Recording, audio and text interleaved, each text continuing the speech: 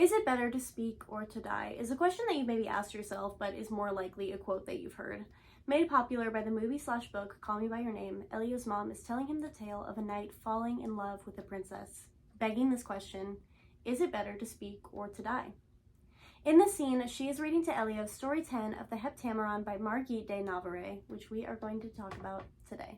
A little backstory on what the Heptameron is. It is a collection of 72 short stories published posthumously in 1558, and these stories are told by a group of men and women who are stranded by floods in France, who pass the time recounting tales of love, lust, intrigue, and betrayal. I had a wonderful time reading this book. I highly recommend that you go read the other stories aside from the one that we're talking about today. They're very beautiful and they provide wonderful insight onto 16th century France, which I found incredibly interesting. But today we'll be talking about story 10, and I will go over the plot and the characters, and we will just dissect the story together, starting from page 1. The story begins by introducing us to the widow of Count Aranda, Aranda being the province of Spain, and the widow was left with her 2 children, her son and her daughter, Florida. While the lady is making her way to Saragossa to pay her respects to the King of Spain, she passes through a small village belonging to the Viceroy of Catalonia. The Viceroy wanted to meet the Countess and thus brought his entourage with him, consisting of many courageous noblemen. But one of these men was the most courageous of all, and he was also the youngest. He was only 18 at this time. But he was famous across Spain for his outstanding bravery, his eloquence, his poise. This man's name is Amador. Now, Amador meets the Countess along with the nobleman and the Viceroy of Catalonia, and he sees her daughter Florida, and he immediately notices her beauty and her grace. He believes that he has never seen such a fair and noble creature. He contemplates for a little while as he gazes upon her, and then I quote, his mind was made up. He would love her. But Florida is only 12 years old at this time, so he notes that she's too young to even really understand the love that he would have for her and the affections that he would give to her. Because Florida is so young, he cannot jump to marry her or to present himself as a suitor to her. He has to find another way to become closer to her. And in doing this, he begins to speak to Avantarida, who is the daughter of a knight from his hometown who was raised alongside Florida. So Florida and Avantarida are very good friends, and they share a household together. Amador introduces himself to her as a suitor seeking her hand in marriage, and Avantarida is very glad about this, but she figured her family would not approve because he was a knight and he did not have a lot of fortune to his name. And her family was very wealthy. So to enlist the aid of the Countess in the marriage, she spoke to Florida. And she basically says, this guy wants to marry me, but my dad would never approve, and if your mom spoke highly of him, maybe he would get on board, so can you help me out a little bit? Florida is immediately on board with this plan, and she tells Avantarida that she would help her as if her own interests are at stake. She's a very good friend. And meanwhile, Avantarida is beginning to fall for Amador, and they become very close, and she starts revealing to him things about her life, but she reveals to him things about Florida's life as well.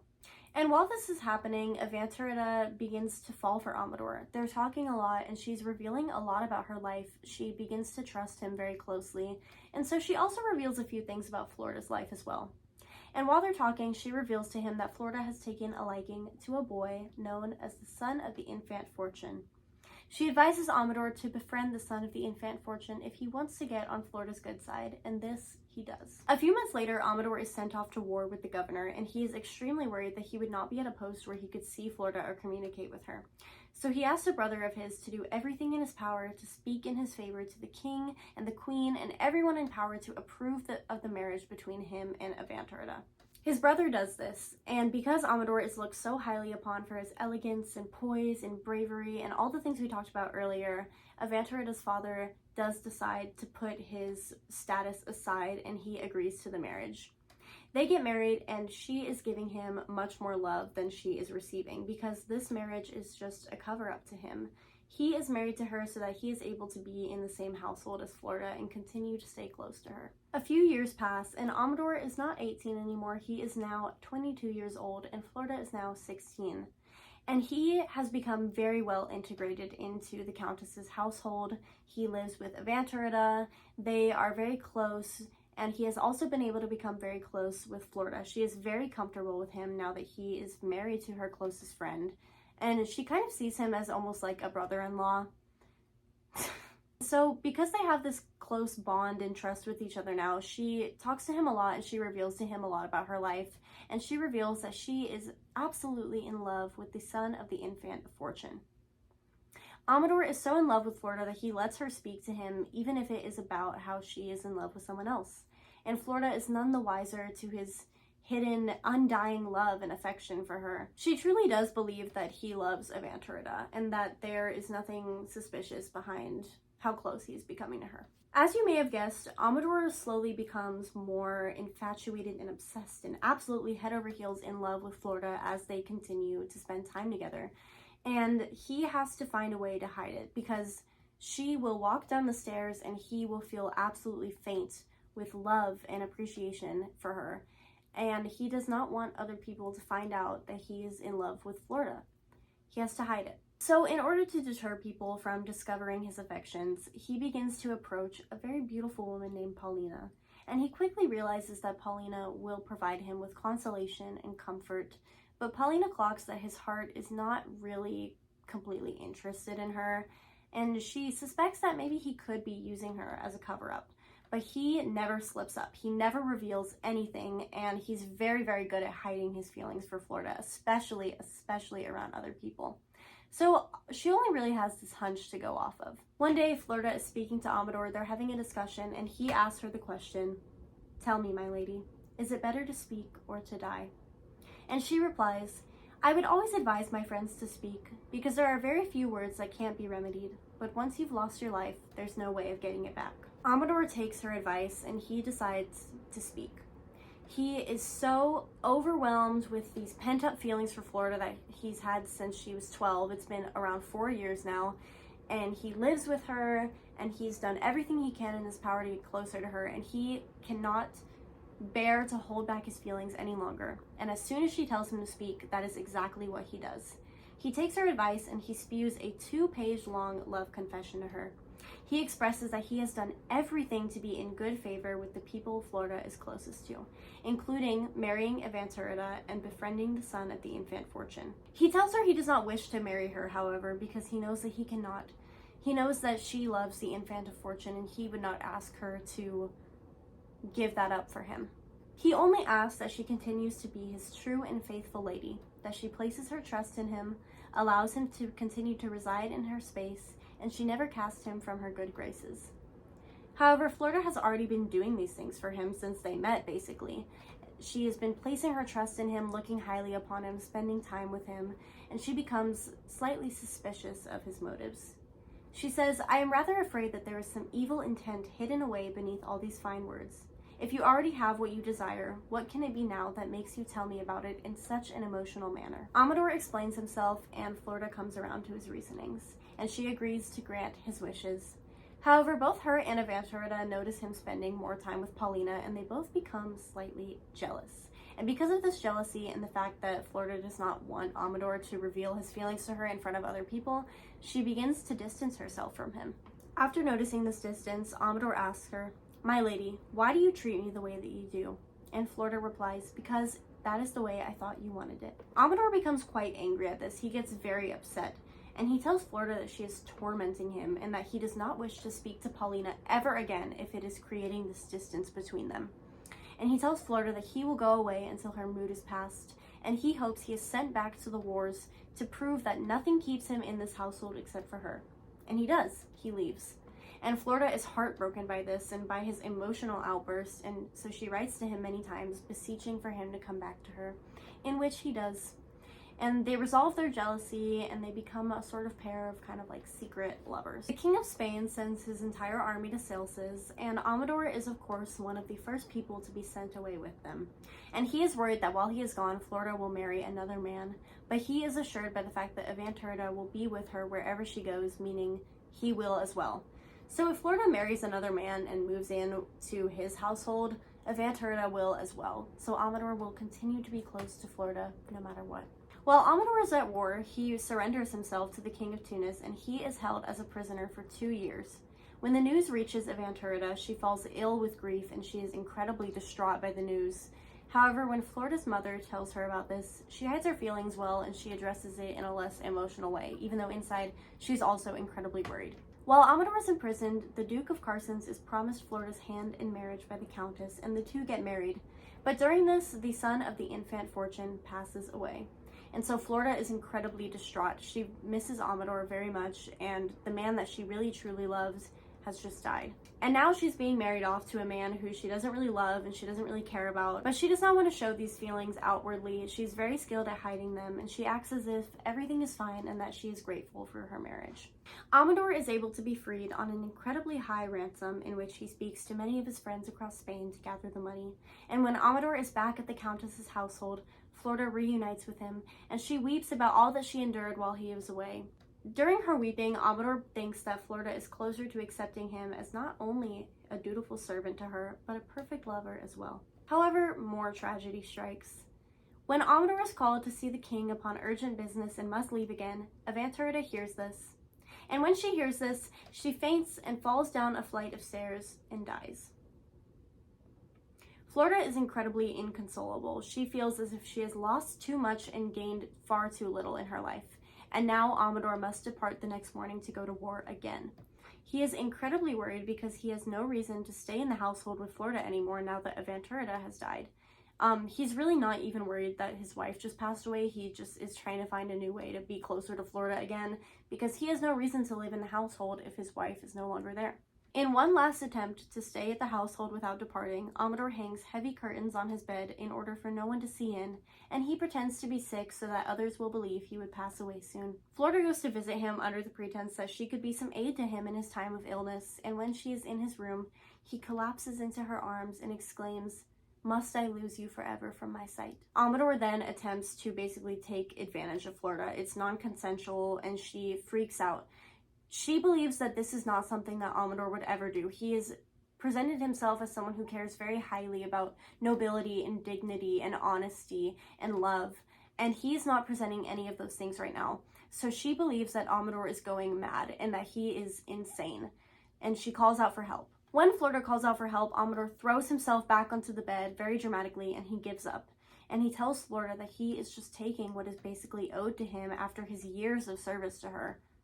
He tells Florida that he is leaving, and says, "However, if you do not deign to grant me my request, then ere long you shall hear that your severity has brought me to a cruel and unhappy end." Florida is very confused on how Amador has changed so much, and when she was younger, he spoke of virtue and dignity and grace, and Florida trusted him more than any other man, but standing before her now seems to be a man who she can no longer even recognize. Florida basically breaks up with him, and she says, among other things, "My heart brims with sorrow for what might have been. But had it come to pass that I had sworn myself to you in the bond of perfect love, my poor heart would have been wounded unto death by what has transpired. This is my final word to you. Adieu. Forevermore, adieu." Amador is very shocked by this for some reason. He is filled with anguish that the book cannot even describe to us, and he tries to backpedal out of the situation that he just put himself in.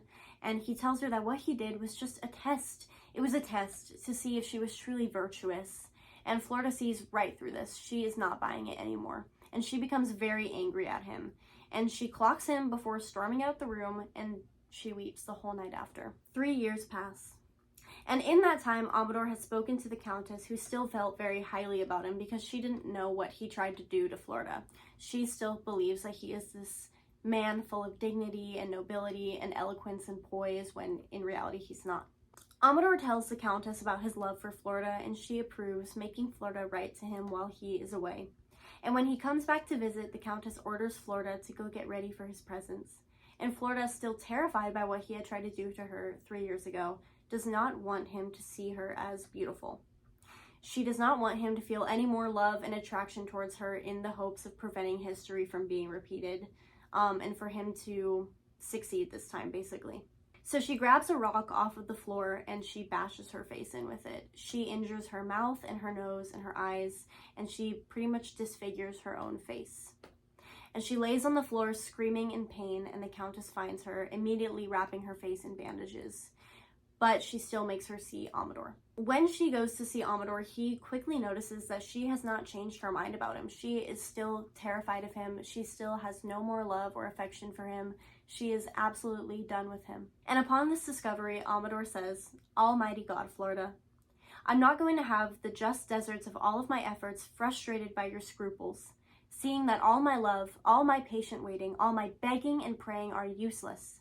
I shall use every ounce of strength in my body to get the one thing that will make my life worth living, and without it I shall die. Florida tries to reason with him, and she quickly realizes that his intentions are just as evil and manipulative and horrible as they were all that time ago.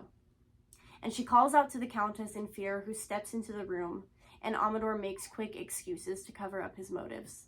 Florida bids him farewell for a second time, and he leaves. And because the Countess does not know what Amador is attempting to do, she just sees this as Florida rejecting this good and noble man. She believes that Florida's doing it simply out of spite. And because of this, the Countess becomes very hostile towards Florida. And to escape this, Florida spends much more time by her husband's side. But this doesn't really help. She makes a plan that involves deceiving Amador. Florida tells Amador to make advances towards a woman named Loretta. And this is so that the Countess will think that Amador is not in love with Florida anymore, that he's moved on, that he's found another woman, and she will no longer be upset with Florida for rejecting him. In hopes of regaining Florida's favor, Amador does this, and it is successful, until Loretta's husband becomes incredibly jealous and swears that he will kill Amador. And Florida, as much as she hates Amador and despises him, she doesn't want him to die, so she tells him of his danger. And he swears that he will never speak to Loretta again, as long as he can see Florida for 3 hours a day. Florida, of course, refuses this, and to her refusal, Amador says, "Then why? If you do not wish to give me life, do you wish to save me from death? There can only be one reason, that you want to keep me alive in order to torture me, and hope thereby to cause me greater pain than 1,000 deaths could ever do. Death may shun me, yet I shall seek it out. I shall find it, for only in death shall I have repose." Amador is then sent off to war again, and he forces himself into the thick of the battle. And in this battle, Florida's husband passes away. And Amador, saving 2 people and carrying them on the back of his horse on his way, is surrounded by enemies, and immediately decides that they should take no satisfaction in killing him. So he kisses the cross of his sword, and he plunges the sword into himself. After the death of both Amador and Florida's husband, Florida has no one. Florida has lost Aventurita, she has lost the son of the infant Fortune, she has lost even Amador, and she's lost her husband. She is left lonely, lost, and confused. After burying her husband, she enters the convent of Jesus Christ and becomes a nun for the rest of her life. Thus, the end of this tale.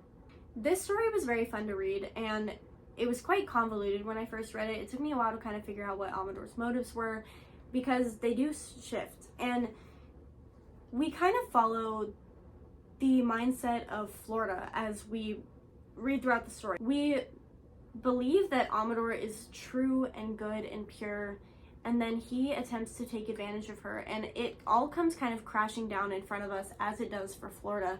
We do believe that this is supposed to be kind of a beautiful love story between a knight who will do anything for this princess, even if it means not being able to truly have her. And he very quickly turns into someone that you despise, and that is so evil and horrible and does one of the worst things that you could ever attempt to do to somebody. And we're seeing this in the same way that Florida does, because we trust him in the former part of this story, and then we despise him in the latter half of it. I think that is a really interesting thing, and something that I was thinking about while reading it. I would say the biggest theme and discussion point of the story is obsession and infatuation versus true love. And it's kind of similar to how people speak of Romeo and Juliet. Like, did Amador truly love Florida, or was it pure infatuation the whole time? I think from my perspective, he was completely infatuated, and his infatuation with Florida drove him so far away from everything else in his life that he lost the concept of himself. He had no idea who he was anymore, because he had blinders on that looked at Florida. And I think that he was once a nobleman. It said he was admired by friends and foe alike. He was very generous and very highly looked upon, and he completely lost that as the story goes on, and he threw all of it away because he thought that that would be enough to be with Florida, but it wasn't. And he had no idea what to do with that, and he completely lost himself in it. I think this story is also kind of a social critique on the hypocrisy of like power and status, because even though Amador was noble and he was admired and he was very highly looked upon in the king's court, and he was a nobleman, and he was quite famous in Spain. He succumbed to his lust and his violent urges and just all these terrible things that no one really thought that he would be capable of because he was so highly looked upon. And now, the most important question of this story: is it better to speak or to die?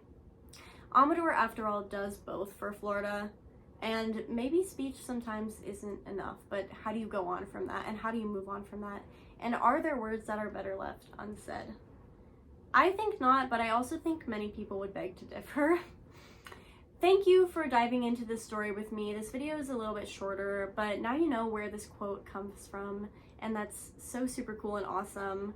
I'd like to know what you think about this story and its themes and kind of the progression of Amador's character. But this has been super fun. I absolutely loved reading this. Again, I highly recommend that you check out the other stories if you were interested in this one. And thank you so much for letting me explain this to you. Have a wonderful day. Love ya. Bye.